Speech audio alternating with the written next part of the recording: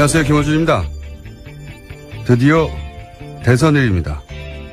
자신에 대한 지지 호소가 아니라 다른 후보에 대한 지지를 두고 마지막 순간까지 구호가 오갔습니다. 주요 5후보 모두 두 자릿수 득표가 가능할 수 있는 선거는 역대 처음인지라 누구 찍으면 누구 된다. 내가 아니면 누굴 찍어라. 이런 말들 많이 등장했습니다. 2번 후보가 사표 심리를 자극한다며 5번 후보는 부당함을 이야기하고 3번 후보는 4번, 5번 후보가 잠식하는 1번, 2번 표심을 응원하고 복잡한 방정식이 그렇게 돌아갔습니다. 제 생각은 그렇습니다. 결국 각자의 실력이다. 사표 심리 아무리 자극해도 표가 흩어지면 그게 실력이고 사표 심리 자극하지 말라고 아무리 외쳐도 표가 흩어지면 그 역시 실력이다. 누구의 어떤 호소에 어떻게 공감이 됐든 그 모든 결심은 그 자체로 하나의 소신입니다. 누구의 소신이 다른 누구의 소신보다 더 중요하거나 덜 중요하지 않습니다. 유일하게 중요한 것은 그 결심을 실제 투표로 드러내는 거죠. 민주공화국에서 투표하지 않는 시민은 존재하지 않는 시민이다. 김어준 생각이었습니다.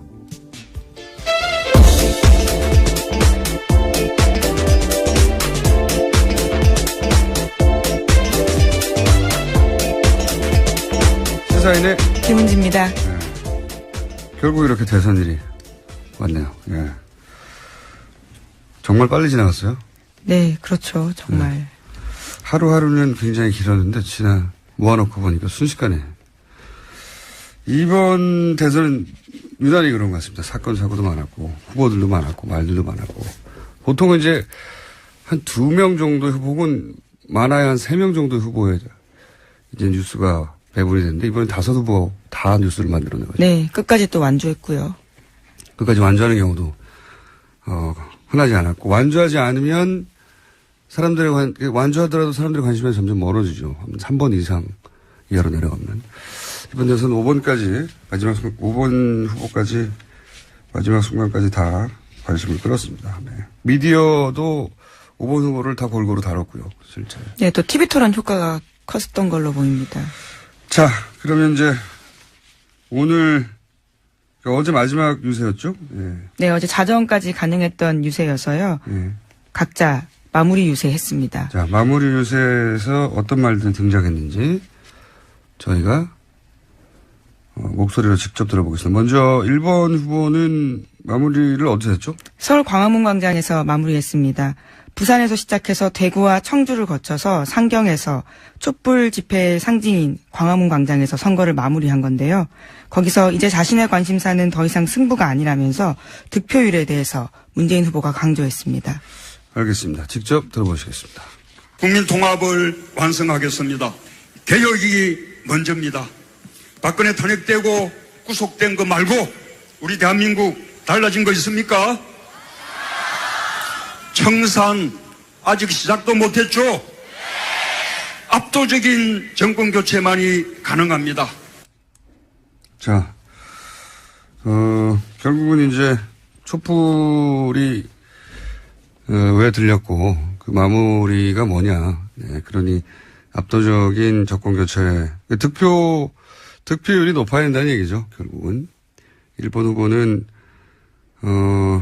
아마도 이제 이번 대선이 8시까지니까 막판에 그 투표 동료 이제 특히 1, 2번 그 정당은 그 중에서도 특히 2번 정당은 이 조직력이 가장 강한 전통의 투표 동료가 막판에 집중될 가능성이 높거든요. 네, 그래서 득표율이 중요하다. 네, 선거 막판에 계속해서 강조하고 있는 선거 포인트입니다. 네. 자신의 지지층에게 긴장을 놓치지 말고 반드시 투표해달라는 그런 메시지죠. 네. 자, 2번 후보는요? 네, 홍준표 후보도 부산에서 시작해서 대구, 대전, 천안을 거쳐서 서울에서 마지막 선거 유세했습니다. 서울 대안문에서 선거 유세를 했고 그 이후에는 홍대를 찾았는데요. 마지막까지 홍준표 후보는 각 후보들에게 별명을 붙여가면서 비판의 이야기를 놓지 않았습니다. 자, 직접 들어보시겠습니다. 문 후보 보고는 문쩔쩔이래요. 얘 무릎만 쩔쩔 맨다고.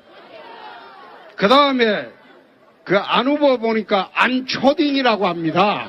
그래서 홍준표는 그래도 당당해야 한다고 홍당당이랍니다. 이게 이제 마지막 순간까지 자신만의 유세 스킬인데, 말 자체는 뭐랄까요. 혹자는 막말이라고 하는데 이것도 대단히 계산된 거죠. 그러니까, 보수 자존심이 땅에 떨어졌는데 상대 후보들을 이렇게, 낮추면서. 깎아내리는 거죠. 예. 네. 보수를 우습게 여겼던 세력을 자신이 심판하겠다. 그러니, 자존심을 다시 끌어올려 투표장에 나오게 하는 나름의 막말 같아도 영리한 전략입니다, 이것도. 예. 계산된 발언인 거죠. 자, 이렇게 마지막 순간까지, 본인의 네이밍 센스를 이용해서. 네, 4번, 5번 후보에게도 별명을 붙여줬는데, 유승민 후보는 유배신, 심상정 후보는 신배배, 이렇게 이야기했습니다. 예. 알겠습니다.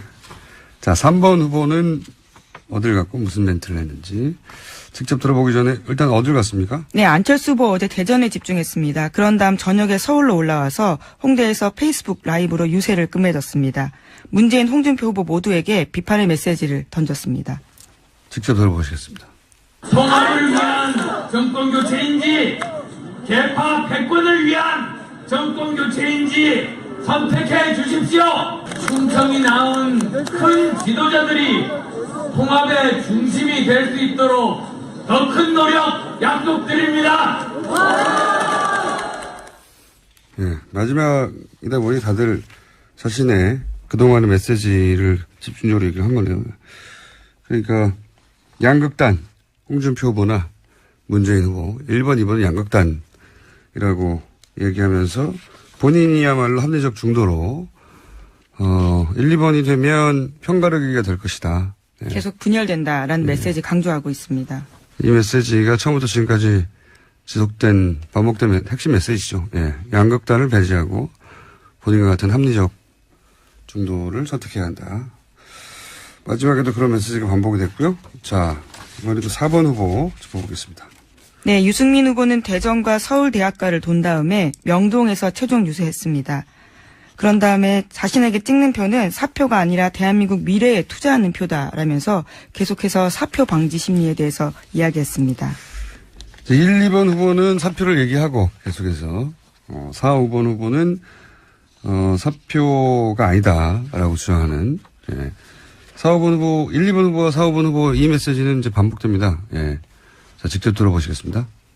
여러분, 내일 우리 대한민국이 깜짝 놀랄 기적을 우리 손으로 만들어 봅시다. 9회 말 투아웃입니다, 이제. 9회 말 투아웃에 4번 타자 역전의 말로 없는 꼭 치겠습니다. 여러분, 감사합니다. 네. 이어지는 이야기가 이제 유승민의 표는 사표가 아니다는 얘기. 예, 네. 그렇죠. 9회 말 투아웃에 투 스트라이크 3볼이죠. 예. 좀 더 구체적으로 얘기하면 볼 하나 남았고 말로 상황인데 홈런을 치겠다고. 사표 이야기를 4번 후보는 가는 곳마다 계속 합니다. 미래의 투자다. 예. 사표가 결코 아니다. 소수 정당의 후보는 이 깜깜이 기간 동안 가장 경계해야 될 게 이제 사표 심리이기 때문에 같은 메시지가 계속 반복되고 있습니다. 자, 5번 후보는 어디 갔습니까? 네, 심상정 후보는 어제 계속해서 서울 신촌에서 있었습니다. 거기서 어제 오전부터 시작해서 자정까지 촛불 필리버스터 유세를 했습니다. 심 후보는 정권 교체는 이미 확실하다면서 소신 투표해달라고 강조했습니다. 직접 들어보시겠습니다. 저 심상정에게 투표를 해야 촛불 시민혁명이 완성될 것입니다. 심상정이 강해져야 대한민국이 미래로 나갈 수 있습니다, 여러분. 심상정 후보의 메시지도 한 2주 전부터 계속 반복되는 거죠. 정권 교체는 이미 확실하다. 걱정하지 말고 불안해하지 마라. 그 걱정 말고 심상정을 선택해라. 소신대로. 예, 이 메시지죠. 4번과 5번의 메시지는 유사합니다. 이제 소수정당 항상 깜깜이 때 그 직전 지지율을 이제 불안해서 옮겨가는 경우가 많아서 계속해서 같은 이야기를 했고요. 자, 이렇게 마지막 유세가 있었습니다. 네. 그리고 이 대선을 만들어냈던 분들 소식도 저희가 짧게 좀 전해드릴까요? 예. 네, 김기춘 전 청와대 비서실장과 최순실 씨는 거소투표 신청했다라고 알려졌습니다. 거소투표는 구치소 수용자층한테 투표소에 직접 가지 않고도 우편으로 투표할 수 있는 방식인데 박근혜 전 대통령은 이것을 신청하지 않았다고 합니다. 군인들이나 구치소에 있거나 이런 분들은 이제 거소투표라는 걸 합니다. 근데 최순실, 김기춘 두 사람은 거소투표를 신청을 했다고 하고 박근혜 전 대통령은 하지 않았다고. 그리고 사실은 이제 대선 뉴스에 다 묻혔는데 이 국정농단 재판이 굉장히 빠른 속도로 진행되고 있어요, 사실은. 네, 그렇죠. 뇌물죄 재판이 계속해서 일주일에 몇 차례씩 열리고 있습니다. 그래서 이제 거기서 최순실 씨와 관련한 뉴스들이 계속 나오고 있는데 이제 언론은 주목을 잘 못 받고 있지만 간단하게 전해드리면 대부분은 최순실 박근혜 경제 공동체다라고 하는 주장을 뒷받침하는 증언이나 증인들이 법정에서 사실은 굉장히 많이 나오고 있어요. 예. 소소하게도 많이 나오고, 뭐, 예를 들어서, 독일에 간 이후에도, 박근혜 전 대통령, 그러니까 최순실 씨가 독일에 간 이후에도, 박근혜 전 대통령 입을 옷이나 음식 같은 거를 최순실 씨가 지시해서 뭐 사다 줬다. 네, 어제 재판에서 나왔던 최순실 씨 운전기사 박모 씨의 진술입니다. 네. 그것이 공개된 거죠. 직접 와서 이야기한 건 아니고요. 검찰 특검에서 한 이야기입니다. 네, 증언이 이제 공개된 거죠. 예, 당시에. 이 이야기는 아무래도 이제 대선이 지나야, 다시 주목을 받겠죠. 대선이 지나고 나면, 그 재산이나, 왜냐면, 재산 관계가 충분히 밝혀지지 않았기 때문에, 그렇게 재산 환수에 관한 이야기도 나올 것이고, 그런 얘기 나올 것 같습니다. 자, 대선 전 마지막 방송인데 오늘 브리핑은 칭찬으로 마무리해 볼까 합니다. 원래 시사방송은 칭찬에 인색하거든요. 예. 문제점만 지적해도 넘치는 세상이기 때문에, 근데 대선 당일이기 때문에 각 후보에 대한 칭찬, 좋은 점, 대단한 점만 한번 얘기해 볼까요? 네, 어떤 점을 준비해 오셨나요? 아니, 곰곰이 생각해 봤어요. 네. 어젯밤에. 다섯 후보에 대한 보통은 이제 문제점이나, 또는 아쉬웠던 점이나, 약점이나, 뭐 이런 얘기들을 주로 하게 되죠. 대선. 지금까지 주로 이제 그런 이야기 하셨고요. 네. 1번 후보부터 얘기해 보자면 제가 보기 가장 대단한 점은 지난 5년간 미디어 지원을 가장 받지 못한 후보예요. 네. 생각해 보시면 뭐 종편이나 지상파나 종이 매체나 할 거 없이 민원연에 계속 발표했던 지표에서 나왔죠. 마이너스 점수를 계속 받았던. 근데 이 범진보라고 할 수 있는 진영이 이제 맏형격인 후보였죠. 후보로서 일종의 울타리 혹은 버팀목 역할을 하면서 마지막까지 버텨냈다. 그 점이 제가 보기에는 가장 대단한 점이고, 김대중 전 대통령조차 이제 DJP 연합이란 큰 기술이 필요했거든요, 집권위에서는. 노무현 전 대통령 역시 이제 단일화라고 하는 큰 이벤트가 필요했고, 근데 문재인 후보는 지지율도 10% 박스권부터 시작해서 20% 박스권, 30% 박스권 아주 더디게 혼자서 버텨서 결국 여기까지 쌓아왔다는 점에서 결과에 상관없이 아마 시간이 지나고 나면 역대급 후보였다. 이런 평가를 받게 될 거라고 봅니다. 지지율이 크게 출렁인 적이 단 한 번도 없어요. 꾸준히 차근차근 쌓아서 미디어 커버리지 없이 여기까지 자기 힘으로 쌓아왔다는 점에서 굉장히 강한 역대급 후보다. 되돌아보면. 2번 후보에 대단한 점은 홍준표 후보는 가장 늦게 시작했죠. 그리고 처음에는 뭐 5%도 안 됐어요. 지지율이. 그리고 사실상 거의 와해됐던 이제 자유한국당의 대선 전망 거의 개인 역량만으로 제가 보기엔 여기까지 끌어올렸던 점에서 대단하다. 만약 대선 기간이 한 달만 더 길었고 그리고 대선 기간이 본인이 한 달만 더 전에 후보가 되었더라면 제가 보기에는 이번 선거에서는 탄핵에 반대했던 20%가 있었잖아요. 여론조사 해보면 항상 한 20에서 25% 정도는 탄핵에 반대하던 국민들이 있었는데 그 층에 기대는 전략을 구사했거든요. 처음에. 그 표부터 모으려고. 만약에 시간이 좀 길었다면 중도 보수를 향한 좀 유연한 전략, 그런 대선 아젠다를 짰을 것이고, 그랬던 양상은 지금과는 많이 달랐을 수도 있다. 네. 대지포 보면서 그런 생각을 했습니다. 네. 3번 후보의 가장 대단한 점은 김대중, 김영삼, 이 민주화운동의 거두죠. 두 분 다 대통령을 했던. 그 두 분을 제외하고는 우리 정당사에서 누구도 해내지 못했던 규모 있는 3당, 성공적인 창당, 이게 과연 다시 가능할까 싶을 정도의 큰일이었고, 그리고 이제 대구와 광주로 상징되는 양쪽에서 동시에 지지를 받는 대선 로드맵을 그렸어요. 이런 정치적 중도의 그림은 아무도 그린 적이 없거든요. 예. 그래서 만약 성공한다면 세계 정치사에 길이 남을 선거운동사가 될 거라고 제가 선거운동 시작할 때 한번 논표한 적이 있는데, 그런 로드맵을 짰다는 자체가 제가 보기엔 정치사에 남을 일이라고 봅니다. 4번 후보 대단한 점은 5 후보 중에 후보가 되자마자 사퇴 압박을 받았던 유일한 후보였죠. 그게 대단한 점이라고 하기엔 조금. 거기서부터 네네. 그런 압박을 받았던 후보였음에도 불구하고 결국 마지막까지 버텨서 자기 존재 가치를 입증했다. 예, 그러면서 막판에 지지세를 결집시켰다. 최근에 그런 얘기들 많이 나오고 있죠. 예. 그 외부의 압박은 정치인한테 오히려 고마운 거예요. 외부에서 압력이 들어오면 내부 결속을 다지고 지지층 결집도 하거든요. 작용 반작용이 있어서. 가장 어려운 게 내부로부터 오는 압박입니다. 그 노무현 대통령 때도 결국은 단일화 응할 수밖에 없었죠. 예. 근데 이 압력, 내부로부터의 압력, 탈당 막 10명 이상, 절반 가까운 탈당이죠. 당의 규모로 볼 때.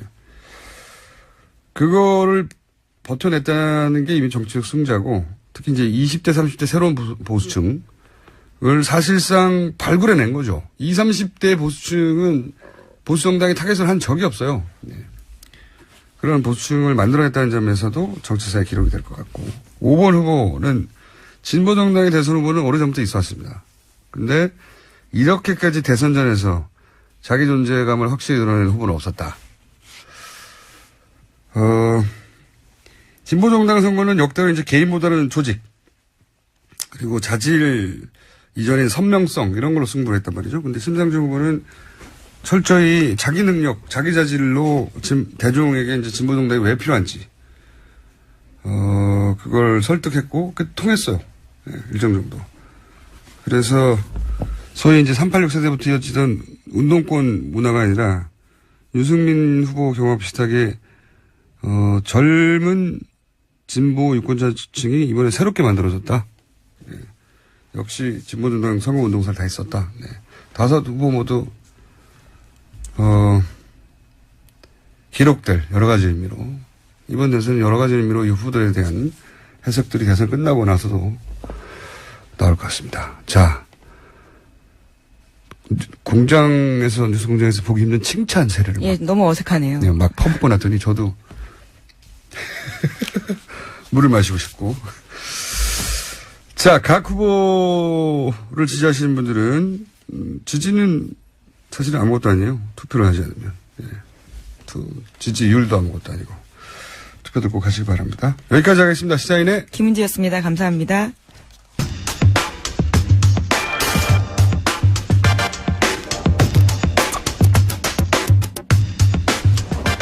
아침 6시부터 19대 대통령 선거가 시작됐습니다.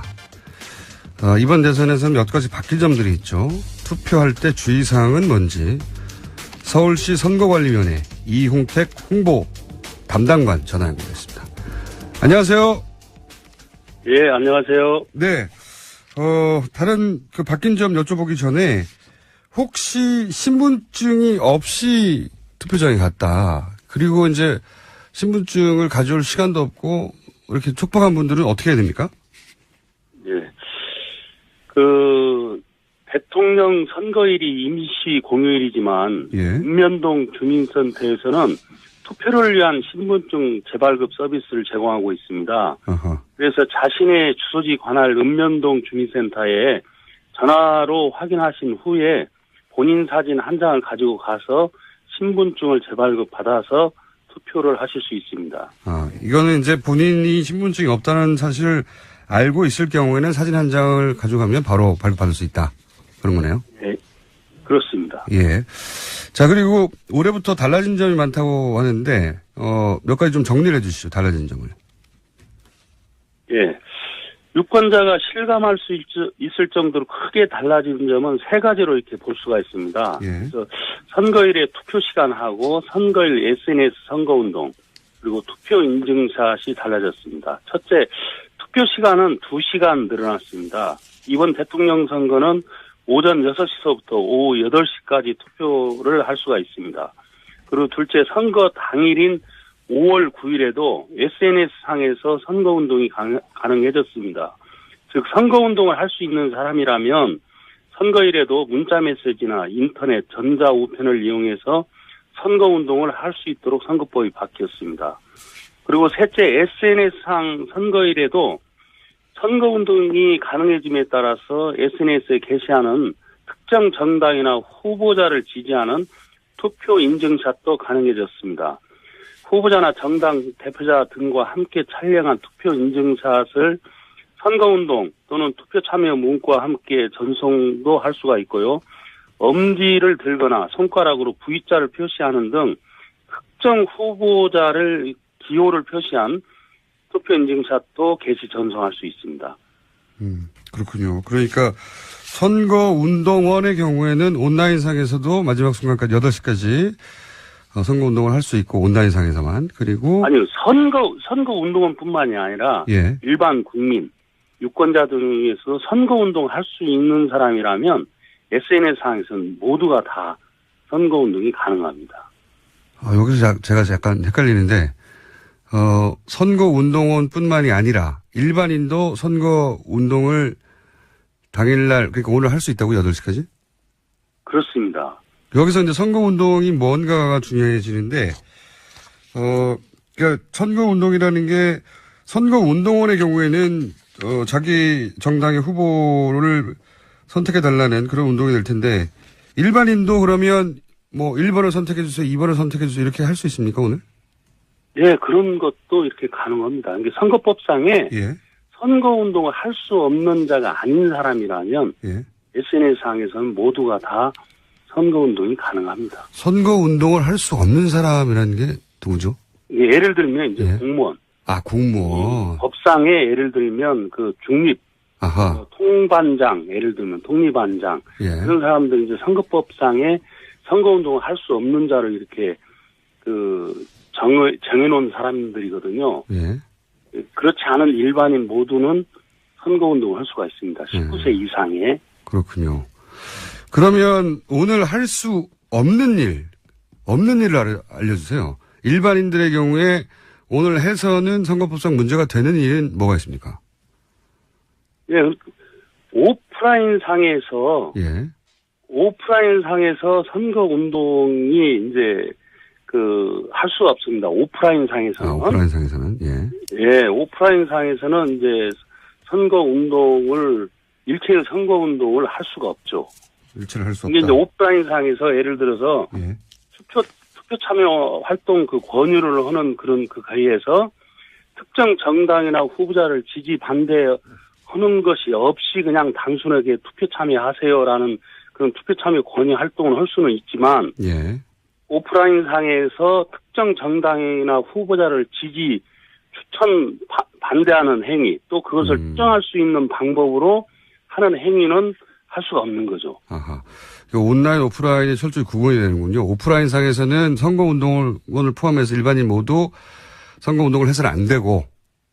예. 맞습니다. 온라인 상에서는 과거에 불가능했던 대부분이 가능을 하다. 그쵸. 온라인 상에서는 그냥 선거일에도 이번에 이제 법을 개정을 해서 이제 할 수 있도록 이제 바뀐 겁니다. 알겠습니다.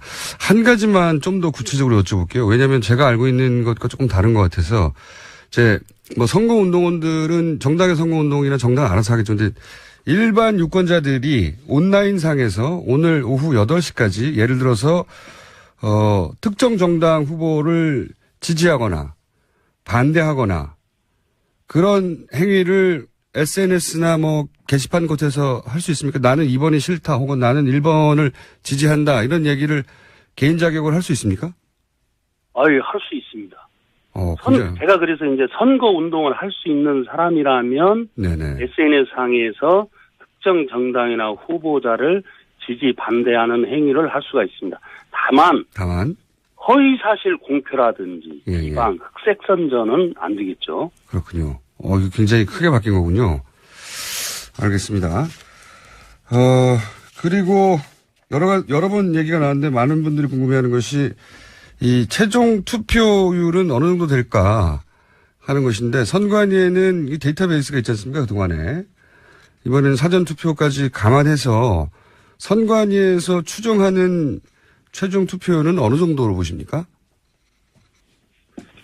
예, 저희 중앙선관위가 4월 28일, 29일 양일간 월드 리서치에 의뢰해서 이제 유권자의식을 조사한 결과를 이렇게 보면 반드시 투표하겠다가 86.9%가 나왔습니다. 예. 그리고 이번에 이제 5월 4일, 5월 5일 사전투표율 상승폭 등을 이렇게 종합해서 생각을 하면 이번 대통령 선거는 80%대의 투표율을 보일 것으로 예상이 됩니다.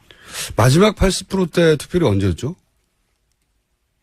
이게 15대 대통령 선거. 김대중 전 대통령 당선됐던. 예. 그때 80.5, 80점대였습니다. 예, 굉장히 오래 됐는데. 20년 만에 이제 그렇겠네요. 80%대로 진입을 하는 겁니다. 자, 그러면은 이제 개표 상황에 따라 다르긴 하겠습니다만 선관위가 당선자를 사실상 거의 확정할 수 있는 시간대는 언제로 보십니까, 이번에는? 개표는. 예. 이번에 이제,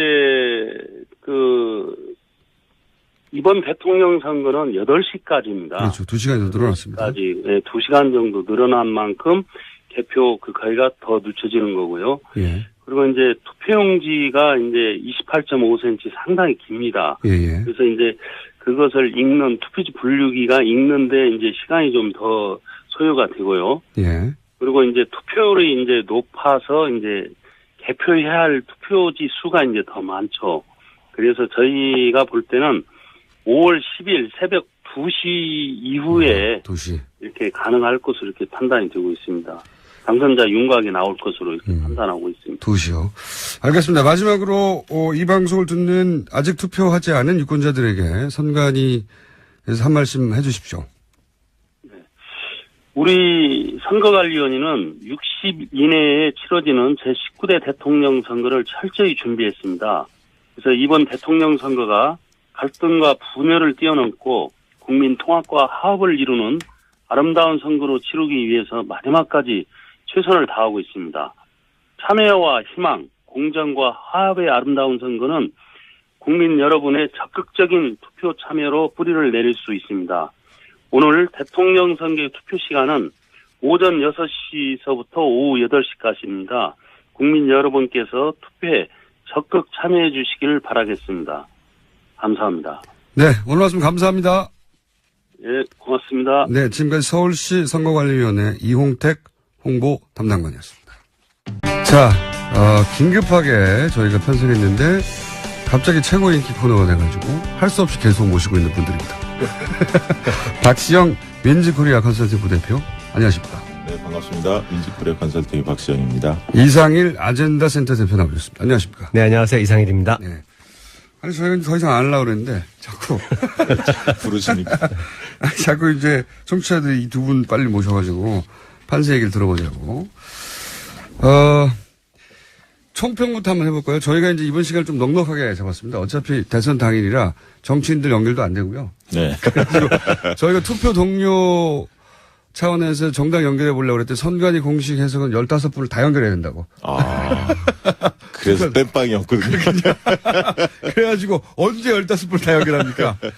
이게 안 되겠구나 싶어서 저희가 이 판세에 대해서 궁금한 분들이 굉장히 많잖아요. 그리고 이번 선거가 이제 유례가 없는 여러 가지 면에서 선거여서, 이번 대략 2달간의 레이스, 길게 보면 이제 탄핵 정부부터 시작되는 네. 대선 전국의 레이스를 여론조사 전문가의 관점에서 봤을 때 이제 특이점들이나 이번 대선은 어쨌든 조기 대선이고 탄핵에 의해서 시작된 대선이잖아요.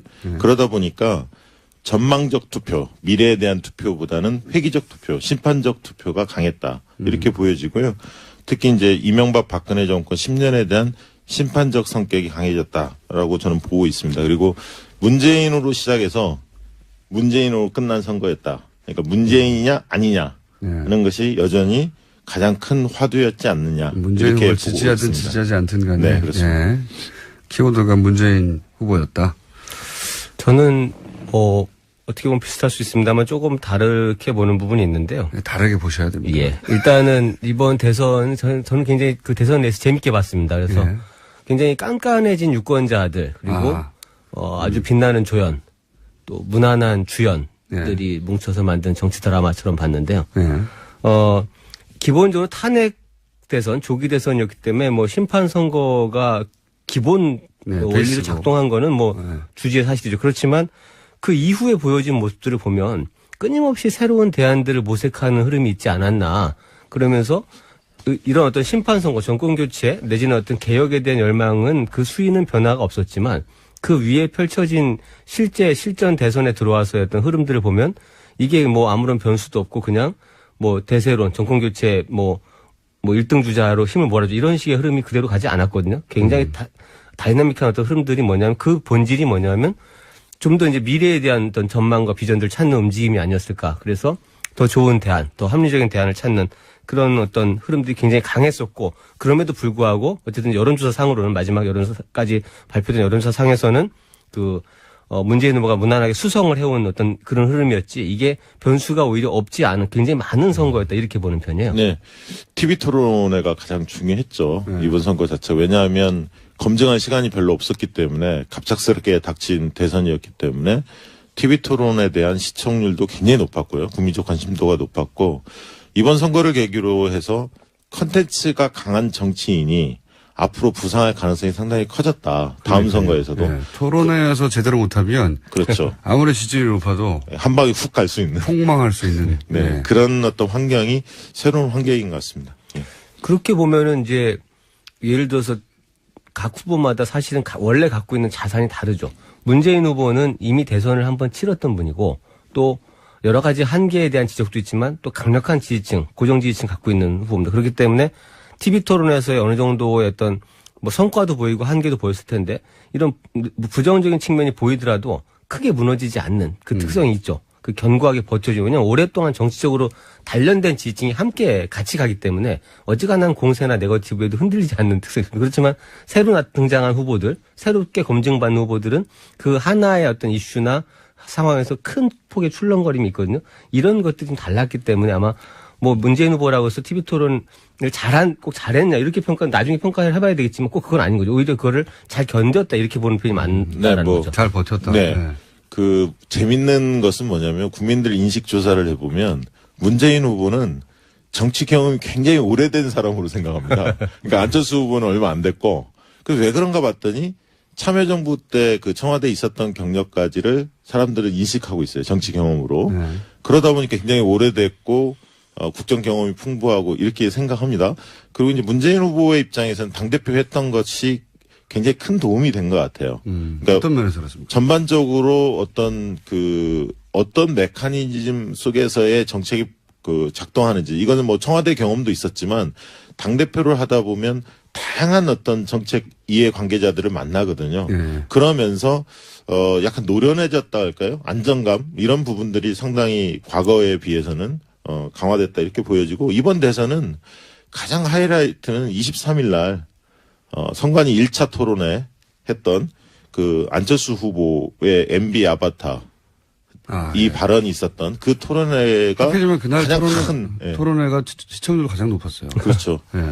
대선의 변곡점, 판세 변곡점을 규정했던 가장 큰 사건이 아니었나. 계기가 아니었나 그렇게 봅니다. 그 부분이 사실 저도 굉장히 이해가 안 됐는데 이제 어떻게 보면은 이 안철수 후보의 그 당시에 아마 본인이 언젠가는 그걸 설명할 날이 있을 것 같은데 이게 왜 그랬을까라는 생각을 해보면 이게 어떻게 이해할 수 있냐면은 오프라인 세계의 어떤 정치권의 움직임 흐름하고 온라인 쪽의 흐름이 이게 다르죠. 굉장히 다르게 형성이 돼 있는데 이 온라인 상에서 사실은 이 문재인 후보의 강력한 지지층들, 굉장히 그, 소위 말하는 문바라고까지 불리는 그 지지층들의 움직임이 굉장히 활발하거든요. 그런 어떤 움직임 속에서 아마 그 전까지 상황에 그 직전에 보면 양강구도, 안철수, 문재인 양강구도 형성된 직후에 안철수 후보에 대한 네거티브 이슈가 몇 가지가 쭉 올라옵니다. 뭐 안철수 후보의 딸, 부인 관련된 이슈. 유치원 이슈부터 시작해가지고. 유치원. 그래서 이런 것들이 쭉 그 온라인상에서 굉장히 강하게 확산이 되고 푸시가 되면서 안철수 후보는 그 부분에 대한 네거티브 그 공세에 굉장한 스트레스를 느낀 게 아닐까. 그러니까 오프라인이 아니라 온라인상에서의 공세에 그렇죠. 안철수 후보 자신이거나 혹은 그 캠프 내에서 지나치게 민감하게 반응했다. 그러니까 그거를 오프라인 TV 토론에 와서 갑자기 그러니까요. 뜬금없이 던지니까 그 세계를 잘 이해하지 않거나 아니면 별 무관심한 분들 입장에서는 저 사람은 왜 저러지라는 반응. 그 황당함. 그래서 그런 말이 나왔다고 생각하시는 저는 거죠? 그런 해석을 누군가 하는 거 들어도 굉장히 일리가 있지 않나. 저도 그 일리 있는 해석이라고 봅니다. 그러니까 4월 10일 날, 11일 날, 4월 둘째 주가 사실은 1차 어떻게 보면 분기점입니다. 승부에 있어서. 왜냐하면 4월 10일, 11일 날, 양강구도 확실히 형성이 됐고. 실제 형성이 됐고. 예, 접전이 이루어졌거든요. 두 분이 문재인, 여론조사 안철수 시절을 하시는 분들이니까 그때 양강구도가 확실히 형성됐다는 건 사실인 거죠. 예. 그렇죠. 그러니까 역전됐다는 조사도 일부 있었고 대부분 조사에서는 한 5% 내에서 붙었다. 이게 이제 정설이었는데요. 각종 언론사에서 여론조사 결과가 쏟아졌죠. 근데 그 이후에 그 일주일을 어떻게 보내느냐가 사실은 안철수 후보한테 굉장히 중요했습니다. 왜냐하면 그 다음 주 17일부터는 선거운동 기간이 들어가기 때문에 사실은 조직력이 상대적으로 안철수 후보는 문재인 후보에 비해 약하지 않습니까? 정당 세가 약하기 때문에 결국 바람으로 이 골든 크로스를 넘어서야 하는데 사실은 그 일주일이 중요했는데 그 당시에 이제 각종 검증 공세 그리고 특히 단설 유치원 발언 등등으로 인해서 상당히 이제 지지율이 조금씩 빠지기 시작했습니다. 사실 그러면서 이제 선거운동 기간에 들어갔거든요. 그러면서 선거운동 기간 들어가면서 아무래도 조직세에 밀리다 보니까 처음에는 벽보와 관련해서 굉장히 호평이 있었죠. 참신하다. 근데 선거운동 방식은 기성 정치인들하고 크게 다르지 않았거든요. 국민의당의 어떤 캠페인 기조가. 예를 들어서 지금 최근에 뚜벅이하고는 달랐던 거죠. 달랐던 거죠. 네. 과거와 똑같이 갔던 겁니다. 그러면서 지지율은 점점 빠졌고 결정타였던 아까 23일 날 TV 토론 그 이후에 대통령감이냐 하는 의문점이 국민적으로 확산이 됐죠. 이제 그런 측면에서 사실은 누구를 탓하기 전에 사실은 안철수 후보 개인이 까먹은 게 하나 있고요. 그다음에 정당의 국민의당의 선거 전략 자체가 좀 잘못된 게 아닌가. 좀 참신한 방향으로 계속 밀고 갔어야 하는데 기성 정치판하고 크게 다르지 않았다. 결국 새로운 그런 모습을 창출하는데 실패했다. 이렇게 보여집니다. 물론 마지막에 이 뚜벅이 유세 같은 경우 굉장히 호평이 있고 저는 효과가 있다고 보여지는데 좀 늦은 게 아닌가 그런 생각이 듭니다. 저도 이번 대선에서 결국은 이제 어떤 변화, 뭐 여론조사상 지지도의 변화가 됐던 흐름의 변화에서 가장 크게 주목된 부분은 역시 양강구도 형성과 그 직후, 직전 직후 일주일 정도였다고 보이는데요. 그때 이제 안철수 후보가 자기 지지를 지켜내느냐 못 지켜내느냐. 그렇죠. 근데 그렇죠. 그 당시에 저는 무슨 생각을 했었냐면은 안철수 후보한테 모여든 지지층의 어떤 지지율의 그 합은 이 굉장히 어떻게 보면은 뭔가 해석되지 않는 정도의 강한 반문 비문 정서가 그냥 일시적으로 다 막 몰려온 거잖아요. 그럼 거기에 뭔가 쐐기를 박는 그 액션은 후보가 해야 된다라고 봤는데 그렇죠. 그때 잘 돌이켜 보시면 안철수 후보 쪽의 어떤 그 당시 막 지지율이 고공행진을 시작했을 때 흐름은 뭐냐면 결국 문재인을 거꾸로 쓴 사람은 나다. 그리고 이걸 뭐 압도적인 지지를 모아서 오히려 그걸 해달라. 환호하고 지지를 호소하는 것만 했단 말이죠. 그러니까 이게 뭐냐면 만세 부르는 거죠 어떻게 보면. 거기서 지금 예를 들면은 사실은 그래도 여전히 이제 세력으로서는 이제 중소 정당인 거고 뭐 지역적 기반의 한계도 있고 집권을 한다 하더라도 불안감들, 뭐 좌우의 스펙트럼이 어떻게 묶을 것인가에 대한 문제, 숙제가 여전히 많이 남아있는 상태인데 그 숙제를 해결하려는 의지, 이렇게 연대가 됐든 통합이 됐든 아니면 뭐 어떤 안철수만의 비전이 됐든 이런 것들 가지고 아니면 기존에 차라리 문재인, 홍준표, 그러니까 민주당, 한국당과는 다른 정치 문법을 보여줄 안철수만의 정치 방식, 홍보 방식을 갖고 지금 같은 어떤 그런 선거운동을 한다든지 이렇게 새로운 걸 보여줬어야 되거나 통합의 정신을 구현했어야 되는데 그대로 가져가면서 오히려 이제 검증 공세가 시작되니까 맞대응을 한 게 뭐냐면 이 문재인 후보 아들 이슈를 예. 가장 공격적으로 지금 끝까지 물고 늘어지는 거는 사실 국민의당입니다. 예. 이 보수 정당들이 아니고 동일한 방식으로 이제 공방을 시작하고 과거의 기존 정당과 동일한 어떤 문법으로 정치 공방을 시작을 했죠. 그리고 이제 별다른 통합에 대한 액션을 하지 않았고 이런 부분들이 아마 그 지지층들이 자발적으로 모여든 지지층을 그대로 붙잡아두지 못하고 이렇게 급속히 꺼지게 된 어떤 그런 그거에 뭐 결정타는 아까 말씀하신 TV 토론입니다만 두 분 말씀을 종합해보자면 그러면 그때 양강구도가 형성됐을 때 다 떨치고 뚜벅이 유세를 그때부터 시작했다든가. 그렇죠. 예. 예. 뭐 네거티브 전으로 들어가지 않고. 예. 그랬다면 어떻게 될지 몰랐겠네요. 물론 이제 그렇다고 해서 뭐 꼭 계속 붙어 있을 것 같다. 지지율이. 그렇게 보여지지는 않습니다만. 왜냐하면 그 당시에 40석에 대한 불안감, 국정 운영에 대한 불안감, 이런 부분들이 민주당 쪽에서 집중적으로 그 제기를 했었고요. 상당 부분 유권자들이 볼 때는 그 부분이 좀 불안한 느낌이 있었거든요. 왜냐하면 안철수 후보는 괜찮은 것 같기는 한데 새가 너무 없기 때문에 어느 정당, 어느 정치 세력과 연대할지에 대한 입장도 표명하지 않은 상태였고 그렇기 때문에 이 불안감을 좀 느낀 측면이 있었고 또 박지원 상황론 이걸 이제 홍준표 후보가 먼저 들고 나왔는데 그 부분도 상당히 그 소구력이 있었습니다. 그 국민들한테 불안감을 형성하는데 일부 역할을 했다 이렇게 보여지고요. 그런 측면들 때문에 좀 취약한 구조였는데 중요한 건 이제 안철수 후보가 내걸었던 미래가 제4차 산업혁명으로 대변되는 미래를 이야기했는데 과연 제4차 산업혁명이 국민들한테 얼마나 이게 먹혔을까. 저는 젊은 층한테는 일부 먹혔을지 몰라도 40대 이상한테는 굉장히 어렵게 다가왔고 좀 공허했을 거다. 뭔지를 토론을 다 보고 나서도 4차 산업이 뭔지 모릅니다. 예, 그리고 그 핵심 고리가 학제 개편이었거든요. 그러니까 학제 개편을 TV 토론에서 다루기 전까지는 국민들이 볼 때는 교육은 좀 뜯어 고쳐야 하고 어떻게 보면 미래에 맞는 준비할 수 있는 어떤 인재들을 육성해야 한다는 측면에서 학제 개편 필요하다라고 보는 국민들이 더 많았습니다. 그런데 이제 TV 토론에서 막상 그 문제가 이제 화두에 올라오자 실질적으로 막대한 재원 그다음에 뭐 준비 부족 여러 가지 부분들이 막 그 타 후보들이 집중 공세가 이루어지면서 내가 생각했던 거 좀 다르네. 학제 개편 이 부분에 대한 어떤 생각들이 좀 그 달라진 것 같아요. 입장 자체가. 이제 그러면서 4차 산업혁명의 주요 골간축 중에 하나였던 이 학제 개편 이 부분들에 대해서 국민적 신뢰가 좀 떨어지다 보니까 전반적으로 어쨌든 미래 대 과거 이 프레임 구조 속에서 선거를 밀고 가려고 했는데 그 부분도 그닥 효과를 보지 못했던 거 아닌가 그렇게 생각이 그러나 듭니다. 결국은 우리가 뭐 과거로 돌아가서 이제 가정법을 쓰는 게 참 의미 없어 보이긴 하지만 저는 굉장히 그 당시 상황은 유동적이었다고 보는 거예요. 그러니까 이렇게 될 수도 있고 저렇게 될 그렇죠. 수도 왜냐하면 있었다. 이게 물론 이제 안철수 후보가 그 당시에 조금 더 국민의 코드에 맞는 것들을 했다고 해서 지지율을 그대로 지켜갈 수 있을 것이다 이렇게 단정하기도 어렵지만 사실은 그 1차 토론의 그 선거안 1차 토론의 패착 이후에 그 정책 관련된 토론으로 집중하면서 안철수 후보가 보여준 콘텐츠는 상당히 호평을 받습니다. 그리고 문재인 후보를 돌아보면 그때 경선 이후에 상당 기간 동안 경선 경쟁자들을 끌어안지 못하면서 불안한 모습을 보였죠. 지지율이 다 안 돌아왔죠. 그리고 뭐 실제 선대위가 통합선대가 꾸려진 것도 그 뒤의 일입니다. 그러면서 그게 뭐냐면 이게 패권주의 논란 또 뭐 적폐청산 불안감 이런 것도 자극하면서 비문용으로 확산됐던 건데 콘텐츠 경쟁에서도 보면 안철수 후보도 굉장히 그 4차 산업에서 불확실성, 모호성이 있지만 문재인 후보도 과연 국민들이 죄송합니다.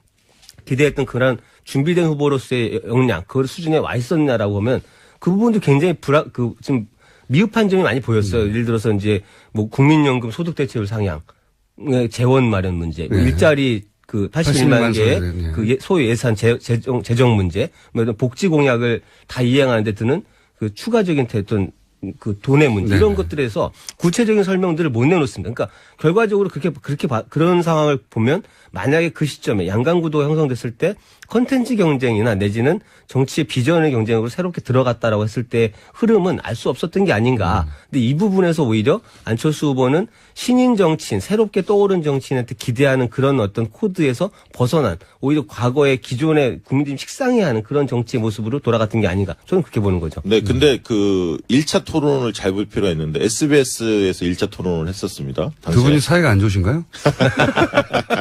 아니, 지금 예. 저희가 이제 일부 시간이 거의 다 돼서 제가 잠깐 예. 잘랐는데, 안철수 후보만 얘기하지 않고 다른 후보들도 얘기할 텐데 워낙 판세에 큰 영향을 미쳤기 때문에 일단 안철수 후보 이야기로 시작을 했고요. 저희가 8시 10분에 2부가 끝나더라도 두 분과 함께 다시 돌아옵니다. 오늘은 두 분이 주인공이에요, 거의. 네. 그래서 걱정하지 마시고, 아니, 막판 판세도 얘기해야 되고, 다른 후보 얘기도 해야 되는데, 이렇게 끝나는 거 아닌가 걱정하지 마시고. 네, 다른 질문 해주십시오. 돌아옵니다. 돌아오는데, 어쨌든 두 분이 약간 안철수 후보와 관련해서는 그 변곡점이 됐던 그 지점에 대해서 이제 해석이 좀 다르신 거죠. 어차피 흩어질 표였다 쪽에 가깝고, 그리고 박지영 부대표님은, 이상일 대표님은 아니다. 관리했다면 어떻게 될지 몰랐다. 당시 문재인 후보도 그렇게 수성을 잘하고 있지 않았다. 뭐, 그렇게 요약할 수 있습니다. 여기까지 정리를 하고, 15분에 저희 다시 돌아옵니다. 이 두 분과 함께. 예. 김호준입니다. 3부에서 뵙겠습니다.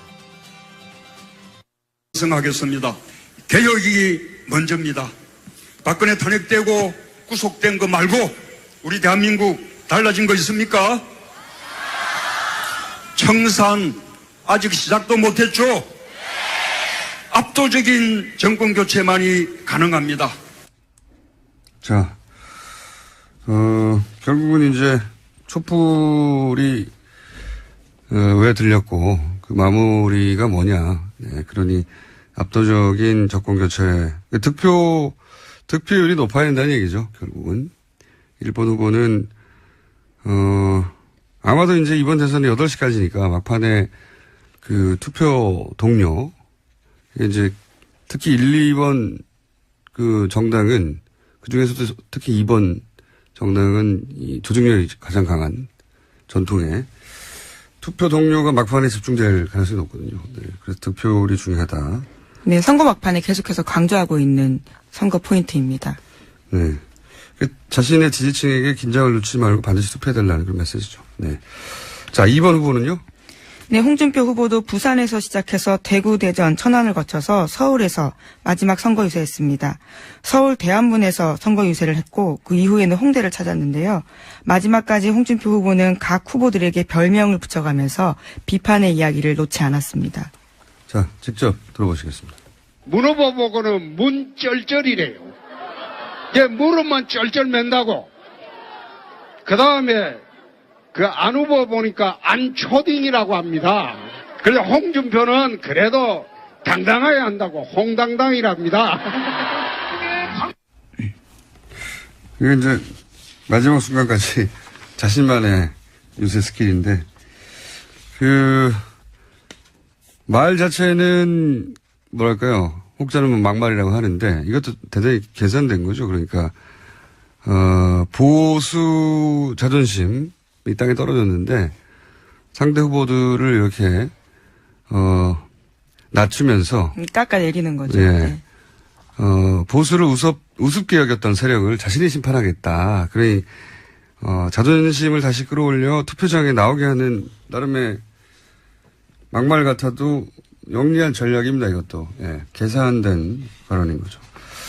자, 이렇게 마지막 순간까지 본인의 네이밍 센스를 이용해서. 네, 4번, 5번 후보에게도 별명을 붙여줬는데, 유승민 후보는 유배신, 심상정 후보는 심배배, 이렇게 이야기했습니다. 예. 알겠습니다. 자, 3번 후보는 어딜 갔고 무슨 멘트를 했는지 직접 들어보기 전에 일단 어딜 갔습니까? 네, 안철수 후보 어제 대전에 집중했습니다. 그런 다음 저녁에 서울로 올라와서 홍대에서 페이스북 라이브로 유세를 끝맺었습니다. 문재인, 홍준표 후보 모두에게 비판의 메시지를 던졌습니다. 직접 들어보시겠습니다. 통합을 위한 정권교체인지 개파 패권을 위한 정권교체인지 선택해 주십시오. 충청이 낳은 큰 지도자들이 통합의 중심이 될 수 있도록 더 큰 노력 약속. 큰 이벤트가 필요했고. 근데 문재인 후보는 지지율도 10% 박스권부터 시작해서 20% 박스권, 30% 박스권 아주 더디게 혼자서 버텨서 결국 여기까지 쌓아왔다는 점에서 결과에 상관없이 아마 시간이 지나고 나면 역대급 후보였다. 이런 평가를 받게 될 거라고 봅니다. 지지율이 크게 출렁인 적이 단 한 번도 없어요. 꾸준히 차근차근 쌓아서 미디어 커버리지 없이 여기까지 자기의 힘으로 쌓아왔다는 점에서 굉장히 강한 역대급 후보다. 되돌아보면. 2번 후보의 대단한 점은 홍준표 후보는 가장 늦게 시작했죠. 그리고 처음에는 5%도 안 됐어요. 지지율이. 그리고 사실상 거의 와해됐던 이제 자유한국당의 대선 전망 거의 개인 역량만으로 제가 보기엔 여기까지 끌어올렸던 점에서 대단하다. 만약 대선 기간이 한 달만 더 길었고 그리고 대선 기간이 본인이 한 달만 더 전에 후보가 되었더라면 제가 보기에는 이번 선거에서는 탄핵에 반대했던 20%가 있었잖아요. 여론조사 해보면 항상 한 20에서 25% 정도는 탄핵에 반대하던 국민들이 있었는데 그 층에 기대는 전략을 구사했거든요. 처음에. 그 표부터 모으려고. 만약에 시간이 좀 길었다면 중도 보수를 향한 좀 유연한 전략 그런 대선 아젠다를 짰을 것이고 그랬던 양상은 지금과는 많이 달랐을 수도 있다. 네. 대지포 보면서 그런 생각을 했습니다. 네. 3번 후보의 가장 대단한 점은 김대중, 김영삼, 이 민주화운동의 거두죠. 두 분 다 대통령을 했던. 그 두 분을 제외하고는 우리 정당사에서 누구도 해내지 못했던 규모 있는 3당, 성공적인 창당. 이게 과연 다시 가능할까 싶을 정도의 큰일이었고. 그리고 이제 대구와 광주로 상징되는 양쪽에서 동시에 지지를 받는 대선 로드맵을 그렸어요.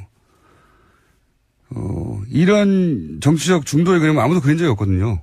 예. 그래서 만약 성공한다면 세계 정치사에 길이 남을 선거운동사가 될 거라고 제가 선거운동 시작할 때 한 번 논평한 적이 있는데 그런 로드맵을 짰다는 자체가 제가 보기엔 정치사에 남을 일이라고 봅니다.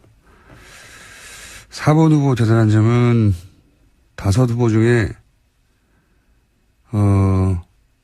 후보가 되자마자 사퇴 압박을 받았던 유일한 후보였죠. 그게 대단한 점이라고 하기는 조금.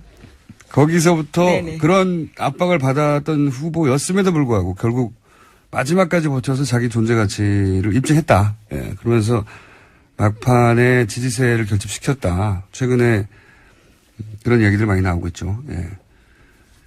그 외부의 압박은 정치인한테 오히려 고마운 거예요. 외부에서 압력. 예.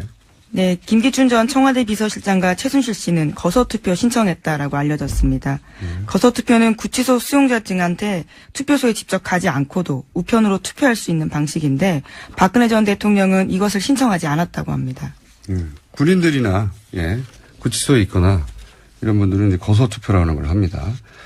근데 최순실, 김기춘 두 사람은 거소투표를 신청을 했다고 하고 박근혜 전 대통령은 하지 않았다고.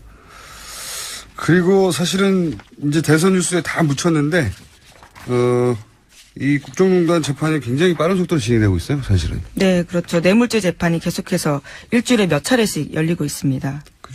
그래서 이제 거기서 최순실 씨와 관련한 뉴스들이 계속 나오고 있는데 이제 언론의 주목을 잘 못 받고 있지만 간단하게 전해드리면 대부분은 최순실 박근혜 경제 공동체다라고 하는 주장을 뒷받침하는 증언이나 증인들이 법정에서 사실은 굉장히 많이 나오고 있어요. 예. 소소하게도 많이 나오고, 뭐, 예를 들어서, 독일에 간 이후에도, 박근혜 전 대통령, 그러니까 최순실 씨가 독일에 간 이후에도, 박근혜 전 대통령 입을 옷이나 음식 같은 거를 최순실 씨가 지시해서 뭐 사다 줬다. 네, 어제 재판에서 나왔던 최순실 씨 운전기사 박모 씨의 진술입니다. 네. 그것이 공개된 거죠. 직접 와서 이야기한 건 아니고요. 검찰 특검에서 한 이야기입니다. 네, 증언이 이제 공개된 거죠. 예, 당시에. 이 이야기는 아무래도 이제 대선이 지나야, 예, 다시 주목을 받겠죠. 대선이 지나고 나면, 그 재산이나, 왜냐면, 재산 관계가 충분히 밝혀지지 않았기 때문에, 그렇게 재산 환수에 관한 이야기도 나올 것이고, 그런 얘기 나올 것 같습니다. 자, 대선 전 마지막 방송인데 오늘 브리핑은 칭찬으로 마무리해 볼까 합니다.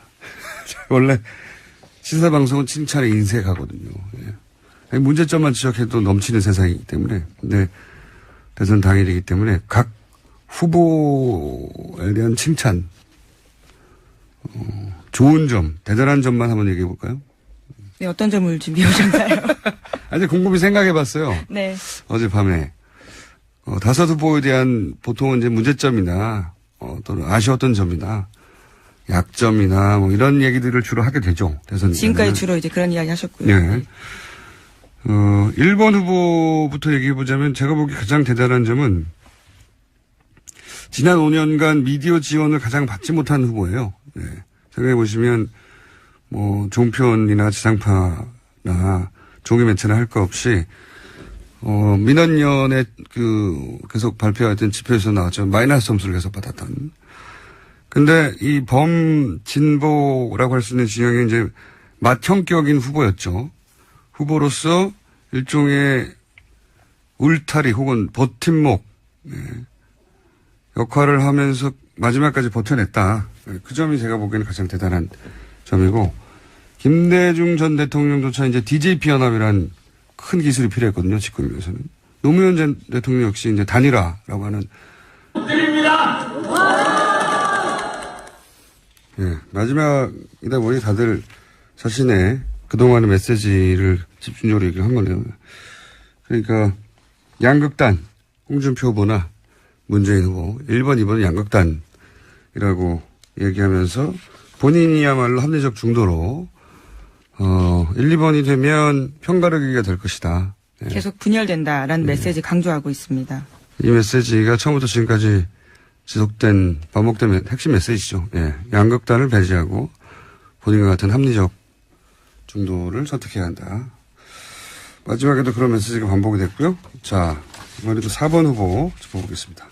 네, 유승민 후보는 대전과 서울대학가를 돈 다음에 명동에서 최종 유세했습니다.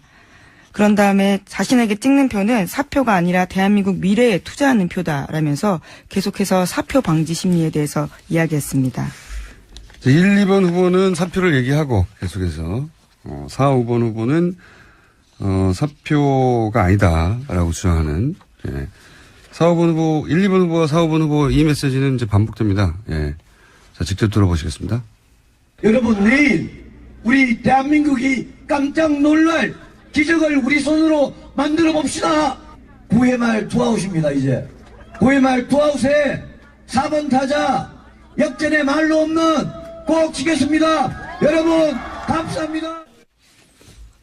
네. 이어지는 이야기가 이제 유승민의 표는 사표가 아니다는 얘기. 예, 네. 그렇죠. 9회 말 투아웃에 투 스트라이크 쓰리볼이죠. 예, 좀 더 구체적으로 얘기하면 볼 하나 남았고 말로 상황인데 홈런을 치겠다고. 사표 이야기를 4번 후보는 가는 곳마다 계속 합니다. 미래의 투자다. 예, 사표가 결코 아니다.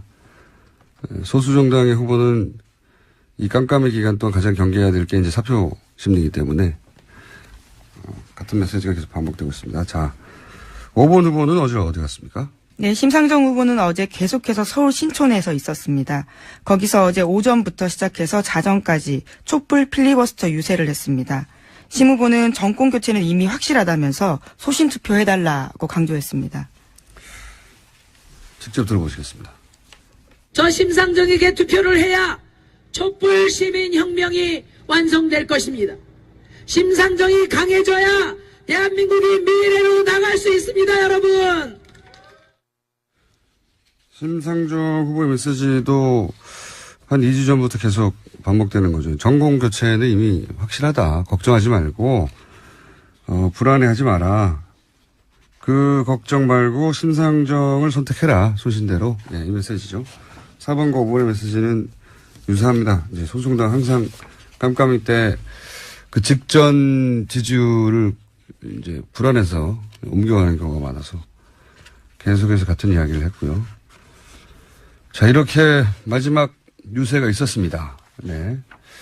그리고 이 대선을 만들어냈던 분들 소식도 저희가 짧게 좀 전해드릴까요? 안녕하세요. 김어준입니다. 드디어 대선일입니다. 자신에 대한 지지 호소가 아니라 다른 후보에 대한 지지를 두고 마지막 순간까지 구워가고 갔습니다. 주요 5후보 모두 두 자릿수 득표가 가능할 수 있는 선거는 역대 처음인지라 누구 찍으면 누구 된다. 내가 아니면 누굴 찍어라. 이런 말들 많이 등장했습니다. 2번 후보가 사표 심리를 자극한다며 5번 후보는 부당함을 이야기하고 3번 후보는 4번, 5번 후보가 잠식하는 1번, 2번 표심을 응원하고 복잡한 방정식이 그렇게 돌아갔습니다. 제 생각은 그렇습니다. 결국 각자의 실력이다. 사표 심리 아무리 자극해도 표가 흩어지면 그게 실력이고 사표 심리 자극하지 말라고 아무리 외쳐도 표가 흩어지면 그 역시 실력이다. 누구의 어떤 호소에 어떻게 공감이 됐든 그 모든 결심은 그 자체로 하나의 소신입니다. 누구의 소신이 다른 누구의 소신보다 더 중요하거나 덜 중요하지 않습니다. 유일하게 중요한 것은 그 결심을 실제 투표로 드러내는 거죠. 민주공화국에서 투표하지 않는 시민은 존재하지 않는 시민이다. 김어준 생각이었습니다.